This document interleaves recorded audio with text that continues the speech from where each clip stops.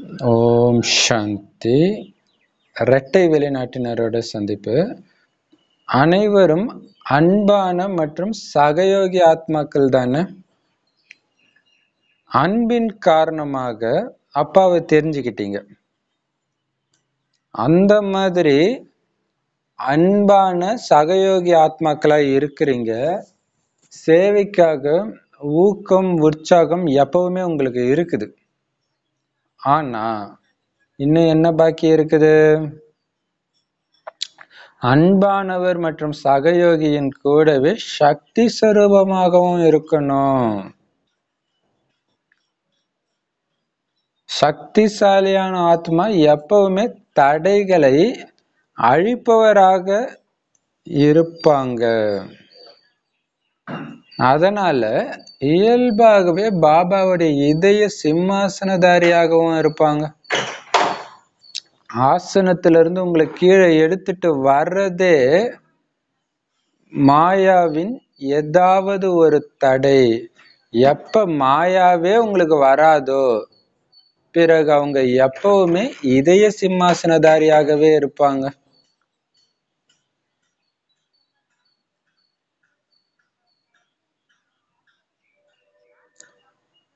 அதற்காக தன்னை எப்பொழுதும் பாபாவோடு இணைஞ்சிருக்கிறதாகவே நினைத்து கொள்ளுங்கள். ஒவ்வொரு காரியத்திலும் விதவிதமான சம்பந்தத்துல துணையின் அனுபவத்தை செய்யுங்க. அதனால எப்பவுமே உடன் இருப்பீர்கள். எப்பொழுதும் சக்திசாலியாகவும் இருப்பீங்க. மேலும் எப்பொழுதும் தன்னை ரமணிகரமாகவும் அனுபவம் செய்வீங்க. எந்த விதமான தனிமையையும் அனுபவம் செய்ய மாட்டீங்க. இல்ல இருக்கட்டும், பரவாயில்ல. இப்ப பாபா சொல்றாரு,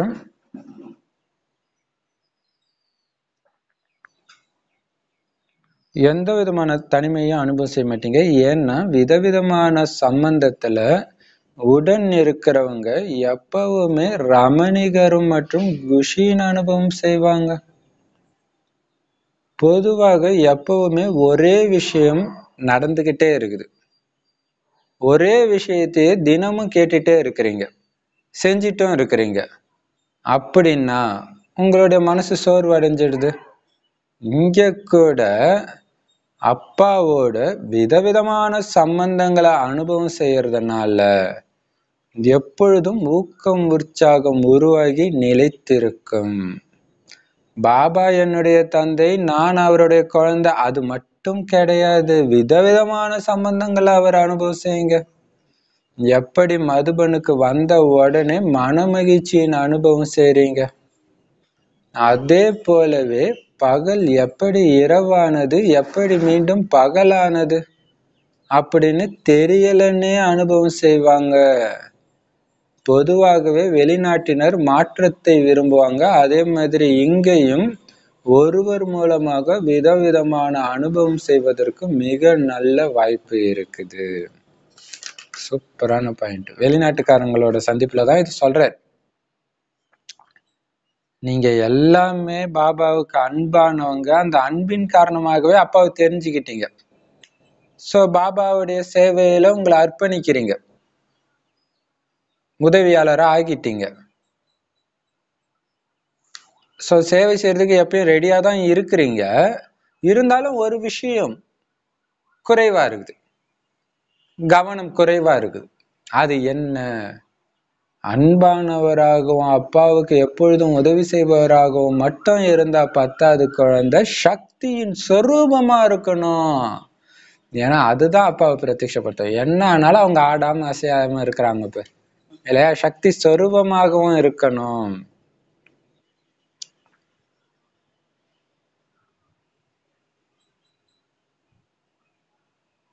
இதுலதான் இருக்குது எல்லாமே. அப்ப சக்தி ஸ்வரூபம்னா என்ன அர்த்தம்? அவர்கிட்ட இல்லாத சக்தியே கிடையாது. அந்தந்த நேரத்துக்கு அந்தந்த சக்தியின் ஸ்வரூபமா மாறிக்கிட்டே இருப்பார். ஒரு வினாடி நமக்கு ஏதோ ஒரு சக்தி தேவைப்படும், ஒவ்வொரு சூழ்நிலையை எதிர்கொள்ள. டக் டக் டக் டக்குன்னு அந்தந்த ஸ்வரூபத்துக்கு மாறிக்கிட்டே இருப்பார். அப்படின்னு என்ன அர்த்தம்? ஒரு வினாடி கூட சூழ்நிலையின் பிரபாவம் அவர் மேல வராது. அதனால என்ன ஆகும்? எந்த தடையும் அவருக்கு தடையாவே அனுபவம் ஆகாது, தடை அழிப்பவராகவே இருப்பாங்க. அந்த மாதிரி இருக்கிற குழந்தை தான் எப்பவுமே பாபா இதயத்திலேயே உட்கார்ந்துட்டு அந்த போதையிலே மூழ்கி இருக்கும் இல்லையா? ஏன்னா தடையே அனுபவமே ஆகல, எல்லாம் நன்மைக்கே, அனைத்தையும் கொஞ்சம் கூட மனசு சஞ்சலப்படாம சிரிச்ச முகத்தோட எதிர்கொள்ற குழந்தை தான் பாபாவுக்கு பிரியமான குழந்தை. ஏன்னா அந்த குழந்தை வாயுமண்டலத்தை கெடுக்கல, இந்த வாயுமண்டலத்துக்கு அந்த சக்தியை கொடுக்குது. அந்த சக்தியின் சொரூபமா இருக்கனால அந்த சக்தி தான் வாயுமண்டலத்துல பரவுது.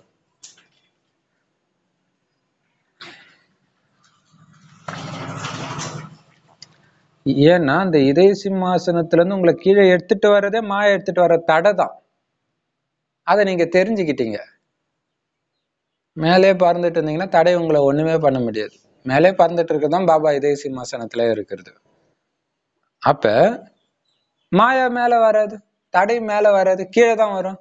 தடையே வரலன்னா, மாயாவே வரலன்னா, நிரந்தர இதய சிம்மாசனதாரி தானே நீங்க. எப்பவுமே பறந்துகிட்டே இருக்கணும். அதுலதான் இருக்குது எல்லாம். கீழே என்ன வேணாலும் நடக்கட்டும், மேல இருந்து சக்தியை கொடுங்க. நான் ஃப்ரீயா இருக்கிறேன், நான் அனைத்து சக்திகள் நிறைந்தவராக அன்பு சொரூபமா அமைதி சொரூபமா சக்தி சொரூபமா இருக்கிறேன்ற உணர்வோட அந்த சக்திகளை கொடுத்துக்கிட்டு மட்டும் போயிட்டே இருங்க. கீழே என்னன்னு கவனிச்சிங்கன்னா நீங்க மாட்டிக்குவீங்க. சரி, அப்படி எப்பவுமே பறக்கணும்னா என்ன பண்ணணும்? எப்பவுமே பறந்துகிட்டே இருக்கணும்னா எப்பவுமே பாபாவோட இணைந்து இருக்கிறதாவே மனசுல நினைவு செஞ்சுக்கிட்டே இருக்கணும். நான் தனியா இல்ல, பாபா கூட இருக்கிறேன், பாபா கூட இருக்கிறேன்.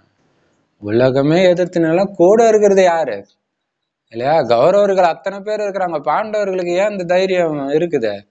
கூட கிருஷ்ணர் இருக்கிறார், சத்தியம் இருக்கு, சத்தியமானவர் இருக்கிறார் இல்லையா? சோ அப்படி நினைச்சுக்கோங்க. அப்ப என்ன ஆகும்? ஒவ்வொரு காரியத்திலும் துணையின் அனுபவம் செஞ்சுக்கிட்டே இருப்பீங்க, அதுவும் விதவிதமான சம்பந்தத்துல. இது ரொம்ப முக்கியம், விதவிதமான சம்பந்தம். அதை பத்தி தான் இன்னைக்கு சொல்றாரு ஆக்சுவலா. ஏன்னா ஒரு சில நமக்கு ஒரு லௌகீகத்துல ஒரு பிரச்சனை, ஒரு சில பிரச்சனைகளை தீர்க்கறதுக்கு அப்பா தேவை, ஒரு சில பிரச்சனை தீர்க்க கணவன் தேவை, குழந்தை தேவை, சகோதரன் தேவை. சோ எந்த பிரச்சனைக்கு எந்த உறவு தேவையோ அந்த உறவா இறைவனை மாத்திடுங்க. ஃப்ரெண்டு தேவை, முக்கியமா குஷியா இருக்கணும்னா ஃப்ரெண்டு தேவை, அவர் கூட இருங்க இல்லையா? அவருடைய குணங்கள் உங்களுக்கு தெரியும், எப்படி இருப்பாருன்ற குணங்கள் தெரியும் இல்லையா? அப்ப பாத்தீங்கன்னா பாண்டவர்களுக்கு அந்த சகோதரர்களை வழி நடத்தக்கூடிய சகோதரனாக இருக்கிறாரு தர்மர் இல்லையா? தர்மத்தின் சொரூபமா இருக்காரு. அதே நேரத்துல திரௌபதிக்கு கணவனா இருக்காரு, வழி நடத்துற கணவனா இருக்காரு. இப்படிதான் பண்ணணும், அமைதியா தான் இருக்கணும், பொறுத்துதான் போகணும் இல்லையா?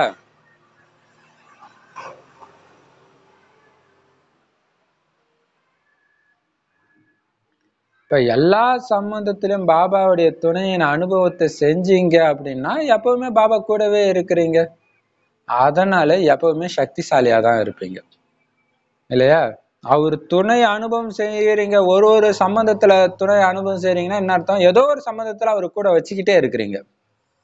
அப்ப அவரு எந்த சம்பந்தத்துல உங்க கூட இருந்தாலும் நீங்க சக்தி ஸ்வரூபமா தான் இருப்பீங்க, ஏன்னா கூட இருந்தா இருப்பீங்க.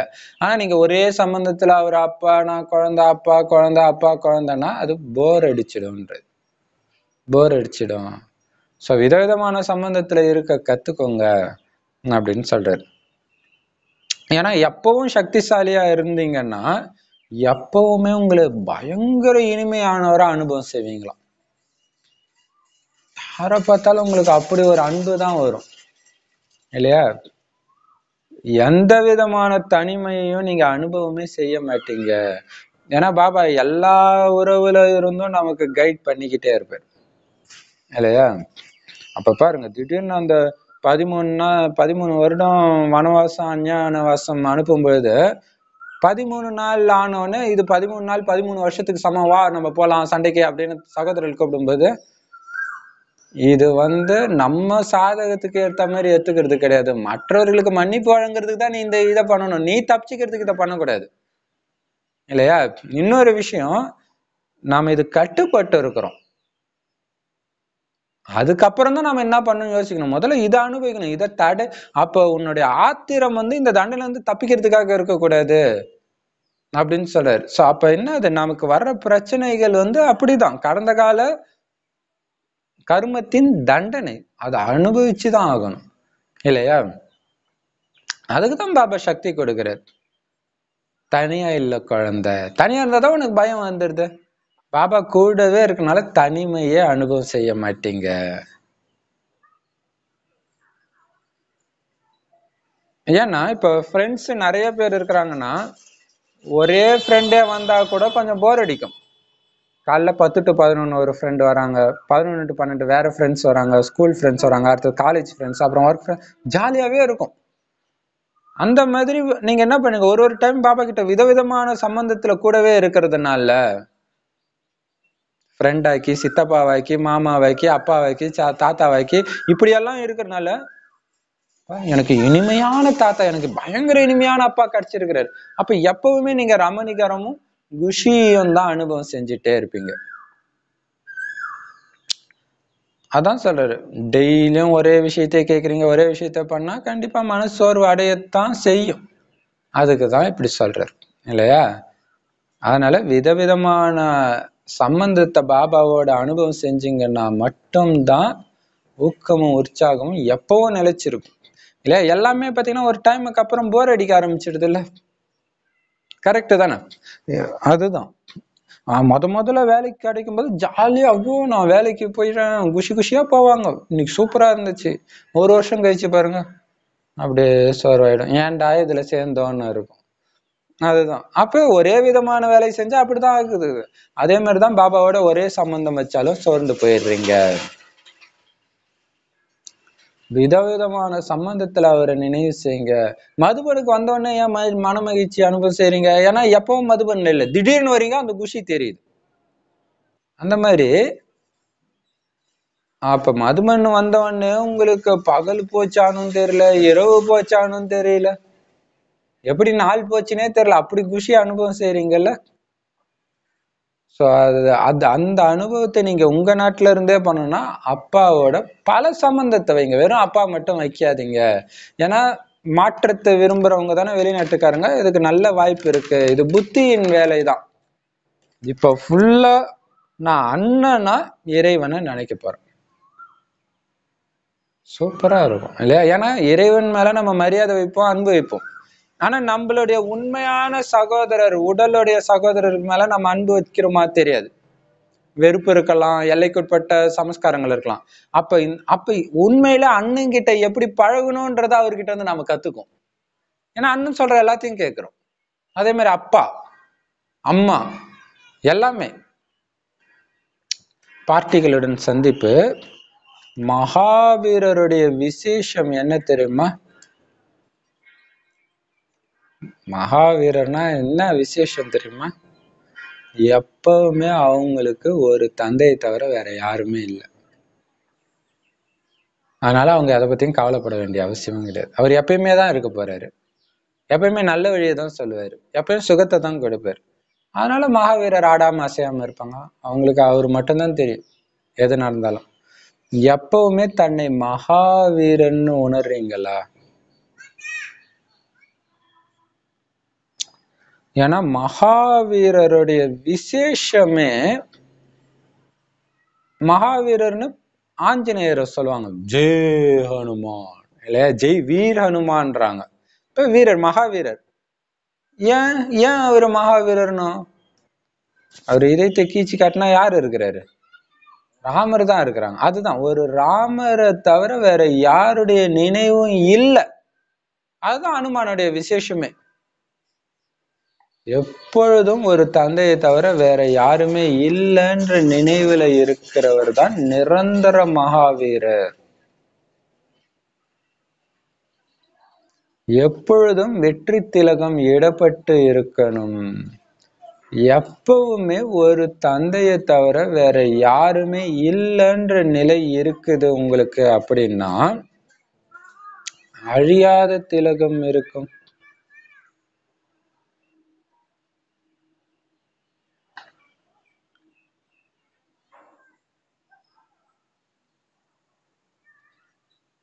என்னுடைய உலகமே பாபா தான். உலகத்துல நபர்களும் பொருட்களும் தான் இருக்கும். அதனால அனைத்து சம்பந்தம் தந்தையோடு மட்டும் இருக்குது அப்படின்னா நபரும் வந்து விட்டார், பொருள் அதாவது அனைத்து பிராப்திகளும் தந்தை கிட்ட இருந்து கிடைச்சிடுச்சு.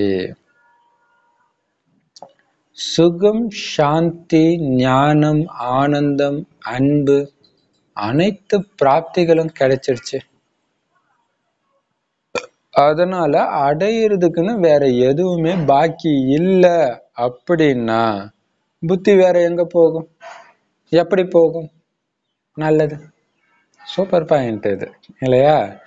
இப்ப பாப்பா சொல்றாரு, ஒரு தந்தைய தவிர யாருடைய நினைவும் இல்லாத ஒரு குழந்தைதான் மகாவீர், ஆஞ்சநேயர்.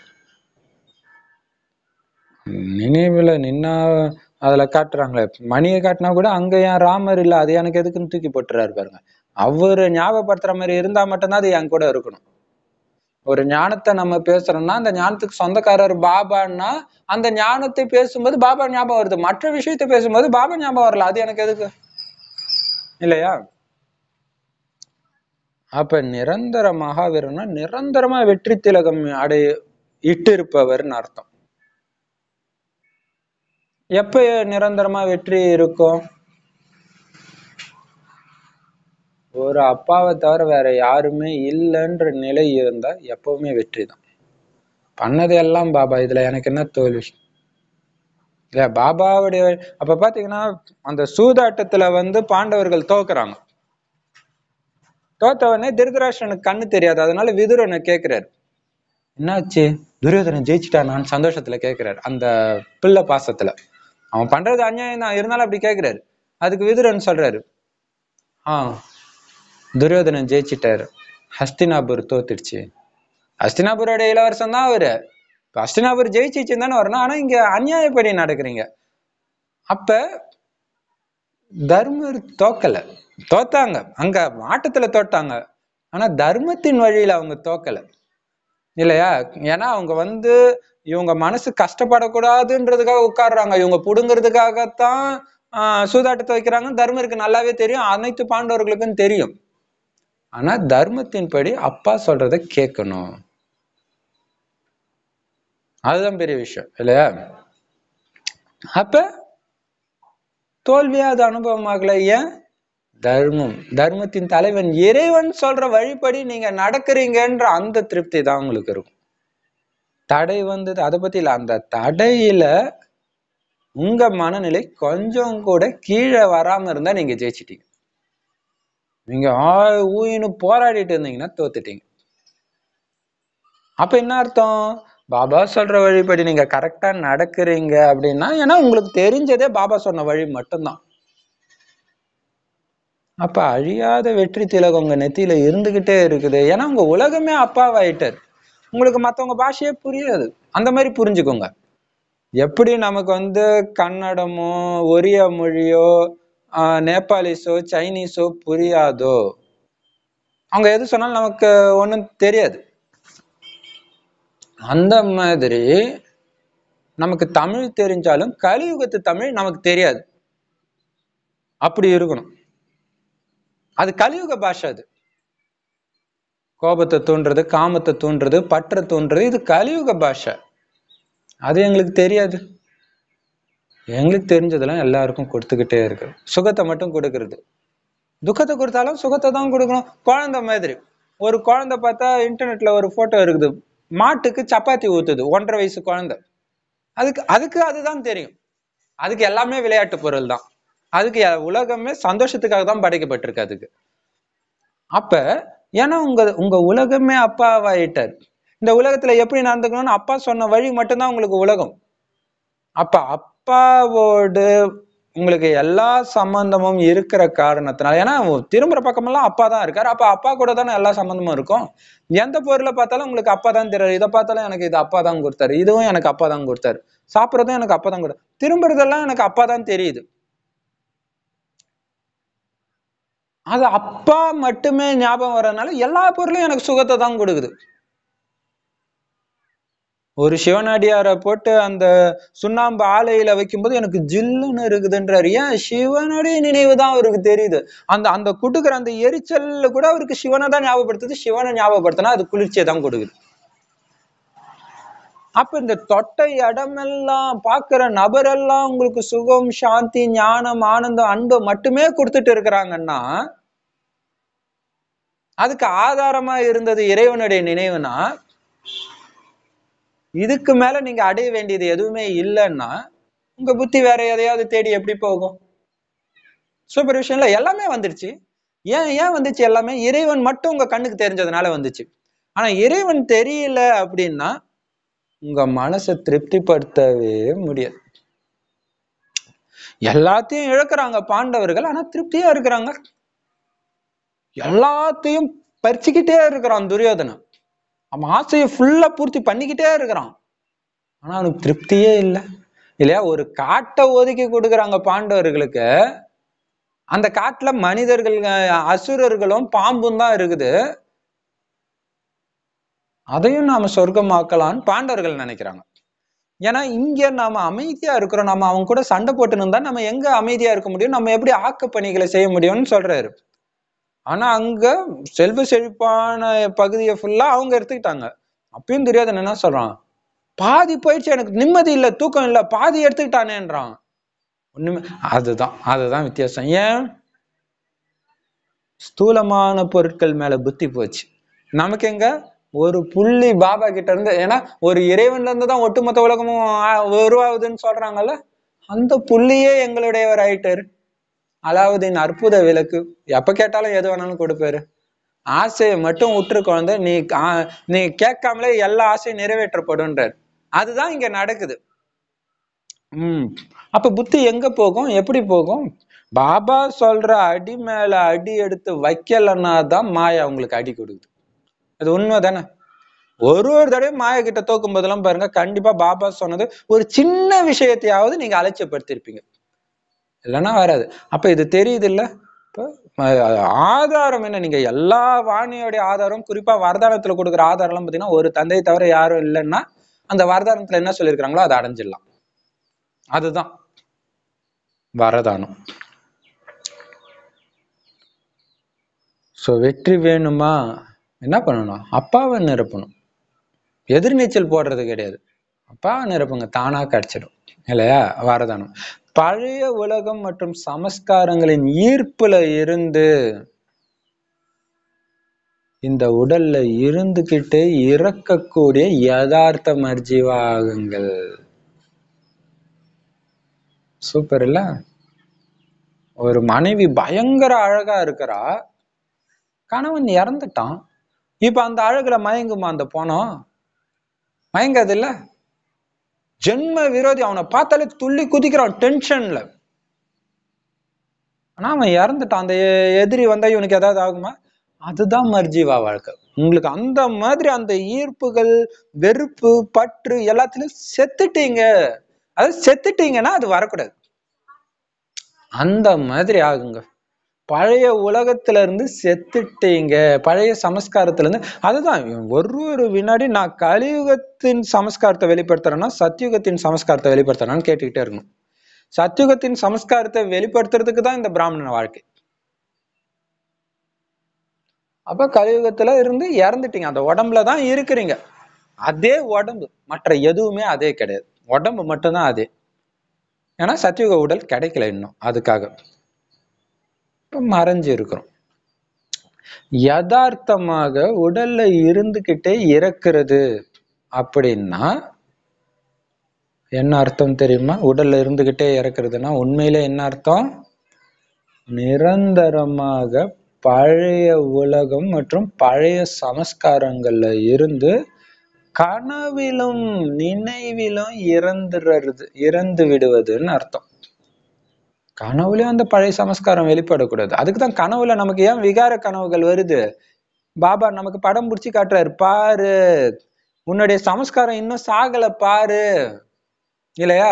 ஸ்தூலமா கண் விழித்துட்டு இருக்கும்போது நீ எச்சரிக்கை ஏதோ கண்ட்ரோல் பண்ணிடுற, ஆனா கனவுல உனக்கு அப்படி இல்லையே. அதுக்குதான் சொல்றாரு, என்ன சார்? அப்படியா? இருக்கிறாங்க இல்லையா? கரெக்ட். இப்ப கனவுலையும் நினைவிலும் நிரந்தரமா இருக்கிறது, நிரந்தரமா இறந்துடுறது. இறந்துட்டா அவ்வளவுதான், திரும்ப வராது இல்லையா? அப்படி இருக்கணும். அதுக்கு பேர் தான் உடல்ல இருந்துகிட்டே இருக்கிறது. சரி, அது என்ன கனவுலையும் நினைவிலும் இருக்கிறது அப்படின்னா என்ன? அப்படின்னா பரிவர்த்தனை, மாற்றம் இல்லையா? பாருங்க, ஒருத்தர் காமத்துல மூழ்கி கிடக்குறான், திடீர்னு இறந்துடுறான், அடுத்தது குழந்தையா பிறக்கிறான். பிறந்து அவன் எந்த பெண்ணுடைய கவர்ச்சியில மயங்கி இறந்தானோ அதே பெண்ணே பக்கத்துல வரும். ஆனா அவனுக்கு காமம் வருமா? அதே பொண்ணுதான், மாறிடுச்சுல, சுத்தமாறும். உள்ள போய் கர்ப்பத்துல போய் உத வாங்கிட்டு வெளில மாறிடுது இல்ல, சுத்தமாறும். அதான் இப்ப மாற்றம். இறக்குறதுன்னா என்னது? மாத்துறதுக்கு தான் இந்த இறப்புன்னு ஒண்ணு வருது இந்த உலகத்துல. இல்லைன்னா அப்படியே விட்டா என்ன ஆகுறது இல்லையா? மாற்றம் ஆவது. அப்ப என்ன ஆகுது? எந்த ஒரு கவர்ச்சியும் தன் பக்கம் கவர்ந்து இருக்க முடியாத நிலையை அடையிறதுன்னு அர்த்தம். என்ன செய்யறது? நான் விரும்பலதான், ஆனா கவர்ந்து கவர்ந்து இழுத்துடுதே, என் கண்ணு ஏமாத்திடுதே ஒரு வினாடி அப்படின்னு இறந்தவர் ஒருபோதும் சொல்ல முடியாது. சொல்றீங்கன்னா நீங்க சாகல, சாகல, செத்துட்டம், வெறும் பிணம். இது கலியுகத்துல நடமாடிட்டு இருக்கிற சத்தியுகத்தின் ஆத்மான்னு புரிஞ்சுக்கணும். கலியுகத்துடைய எந்த குணாதிசயமும் எனக்குள்ள இல்ல இல்ல இல்லன்னு திரும்ப திரும்ப சொல்லிக்கிட்டே இருக்கணும். கலியுக கவர்ச்சிகள் துர்நாற்றம் உள்ள விஷயங்கள்னு அடிக்கடி உங்களுக்குள்ள சொல்லிக்கிட்டே இருக்கும். அதனால நான் விரும்புறேன் தான் இதுல இருந்து விலகணும், ஆனா முடியலன்னு சொல்ல முடியாது. அப்ப நீ இறக்கலன்னு அர்த்தம்.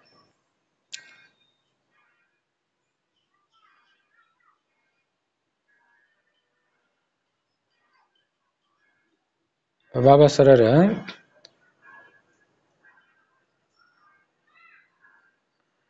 சில குழந்தைங்க இறந்துடுறாங்க, மறுபிறவி எடுத்துடுறாங்க. பிராமண ஜென்மம் மறுபிறவி தான். ஆனா இறந்த அந்த கலியுகம் உயிர் பெற்றுடுச்சு. ஒரு சிலருக்கு பழைய ஜென்மம் ஞாபகம் வரும்ல. நான் கூட ஒண்ணு சொன்னேன், ஒரு பிரதருக்கு இன்னொரு பிரதரை பார்த்து லவ் வருதான். ஆனா மற்ற ஆண்கள் மேலாம் அவருக்கு ஈர்ப்பு வரல. அந்த ஒரு பிரதர் தான். அவர் இல்லாம இவரால இருக்க முடியல, அவர் அவாய்ட் பண்ணா நைட்டெல்லாம் அழுகுறாராம். அப்ப அந்த அளவுக்கு துடிக்குதுன்னா என்ன அர்த்தம்? முந்தைய ஜென்மத்து சமஸ்காரம் வெளில வந்துருச்சு. செத்துச்சு, பிறந்துச்சு, ஆனா அந்த அந்த அது வெளில வந்துருச்சு. அதே மாதிரிதான் நீங்க இருக்கு. அது நம்மளுடைய உதாரணம் தான் அது. அதான் பாபா சொல்றாரு, இதத்தான் சொல்றது ராவனுடைய ஒரு தலையை வெட்டினா இன்னொரு தலை அங்க வந்துடுதுன்றது. அதுக்கு பாபா என்ன சொல்ற? அஸ்திவாரத்தை அழிச்சிடு, அஸ்திவாரத்தையே அழிச்சிடு. விதைய பாபா சொல்றாரு இல்லையா, ஒரு மரத்தை வெட்டுனீங்கன்னா, சரி ஒரு கிளையை வெட்டுனீங்கன்னா அந்த இடத்துல வேற கிளை வந்துகிட்டே இருக்கும். எத்தனை கிளையை வெட்டிக்கிட்டே இருப்பீங்க? ராவனுடைய தலையும் அப்படித்தானே, 10 தலை, ஒண்ணு வெட்டினா இன்னொன்னு வந்துகிட்டே இருக்குது. அப்ப என்ன அஸ்திவாரத்தை எரிக்கிறத எப்படி சொல்லிப்பாரு? விதையை எரிச்சிடுங்க. அது என்னது? பாபாவுடைய நினைவுல முக்கிய எரிச்சிடுங்க.